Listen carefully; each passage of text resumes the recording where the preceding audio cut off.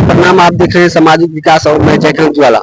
तो यहाँ पे जन स्वराज के कार्यकर्ता आए हुए हैं, कुछ इससे हम बात करते हैं, देखते हैं इसके बारे में क्या बात बोलते हैं।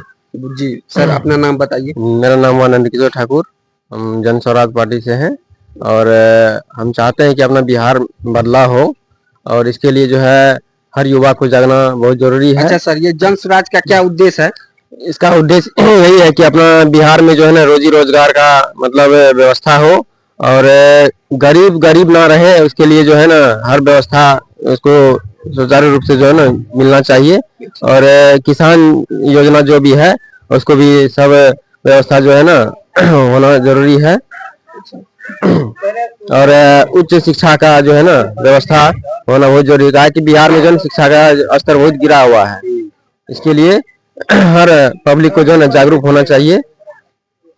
और क्या बात? आइए, तो सर से हम जान चुके हैं कि ये जन स्वराज का उद्देश्य है कि हर एक गांव, हर एक शहर में और शिक्षा का उजागर हो और रोजी रोटी मिले।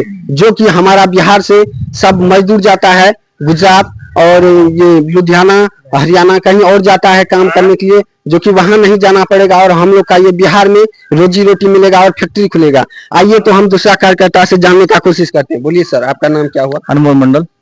तो ये जन स्वराज का क्या उद्देश्य है सर? देखिए, इनका मेन मोटो है सही लोग, सही सोच और सामूहिक प्रयास। जी, इन तीनों विजन को मिला करके हम जन स्वराज की व्यवस्था कर रहे हैं। अच्छा। और इसका जो मेन जो जब जन स्वराज आएगा तो 5 चीजों पर इनका मेन फोकस है। जैसे कि युवाओं का जो पलायन बंद होना चाहिए, जी, युवाओं का पलायन बंद होगा, यहाँ पर जो है स्थानीय रोजगार मिलेगा और 10 से 15 हजार रुपये मतलब महीने का रोजगार अच्छा। जन स्वराज की तरफ से व्यवस्था की जाएगी। उसके बाद आप जैसा आप देख पा रहे हैं 60 से ऊपर जो महिला पुरुष होंगे उनको 2000 रुपया महीना पेंशन दिया जाएगा। महिलाओं को 4% सालाना सस्ता दर पर ऋण की व्यवस्था की जाएगी।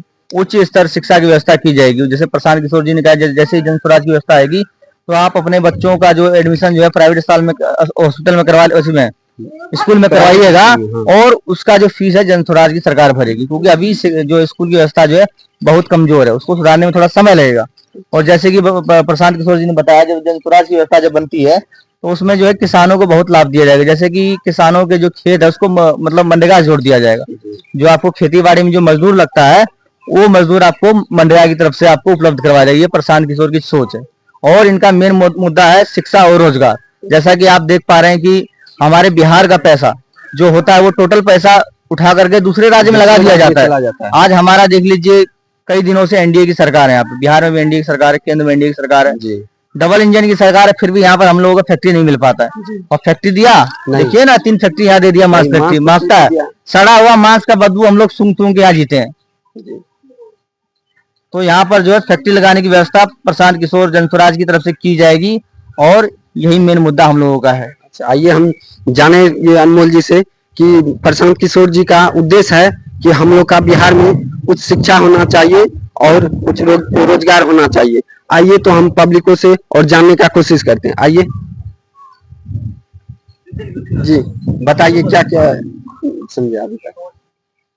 सोच ठीक है, वोट हम लोग सरकार बदलेंगे, इसी को वोट देंगे। जन स्वराज पार्टी में जुड़ना है? हाँ, जुटना है, जुटे हुए हैं जो, और देंगे, इसी में जुटेंगे, इसी सरकार को चेंज करना है। ठीक है, आइए इधर भी। ये मेरा गाँव का वार्ड सदस्य है, वार्ड नंबर 9 का। जी, बोलिए आप भी कुछ। हम भी चाहते हैं कि जन स्वराज पार्टी जीते और विकास हो। हाँ, मेरा गांव में विकास हो, मेरा गांव में विकास हो, उच्च शिक्षा मिलना चाहिए, शिक्षा मिलना चाहिए। जी, जन स्वराज का यही उद्देश्य है। आइए इधर भी दिखा दीजिए।